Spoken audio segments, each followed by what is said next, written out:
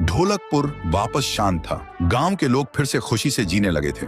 हर पूर्णिमा को लोग एक दिया जलाकर ठुन ठुन ठुन साहुर को याद करते थे। पर एक रात कुछ ऐसा हुआ जो फिर से सब कुछ बदल के रख दिया। लाशें फिर से मिलने लगी। हर 2 दिन बाद किसी न किसी के घर के सामने एक कटी हुई लाश पड़ी होती। गांव फिर से कांप उठा। एक दिन सब लोग महाराज के पास पहुंचते हैं और रो रो कर गांव की घटनाओं के बारे में बताते हैं। रात को महाराज 2 सेनापतियों से कहते हैं, जाओ और खोजो इस कांड के पीछे कौन है। लेकिन सुबह सिर्फ उनकी लाशें लौट कर आईं। एक का सिर था ही नहीं, दूसरे के पैर कट चुके थे।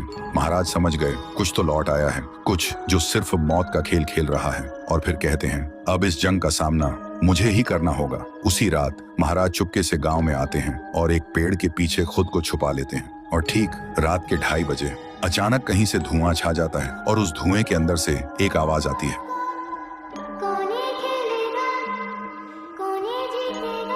और फिर धुएं के बीच से निकलती है एक गुड़िया, गोल आंखें, एक बेजान सी मुस्कान, लेकिन चेहरा मौत का पैगाम।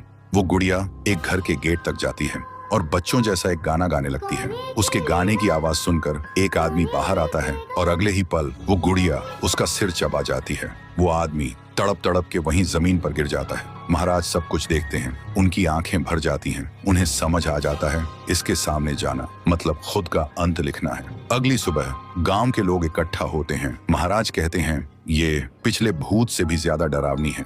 इसे सिर्फ वही हरा सकता है जो मौत को पहले ही हरा चुका है। और फिर एक पूर्णिमा की रात सब लोग दिया जलाकर पुकारते हैं, आप वापस आइए, आपके बिना ये गांव जिंदा तो है पर जीने जैसा नहीं। तभी एक आवाज गूंजती है, ठुंग ठुंग ठुंग ठुंग ठुंग ठुंग ठुंग ठुंग ठुंग साहुर। और उसी देह की आग से एक जलता हुआ पेड़ बनने लगता है और उसी पेड़ में से ठुन ठुन ठुन साहुर निकलता है। तभी फिर से वही धुआं छा जाता है और उसके साथ ही एक आवाज।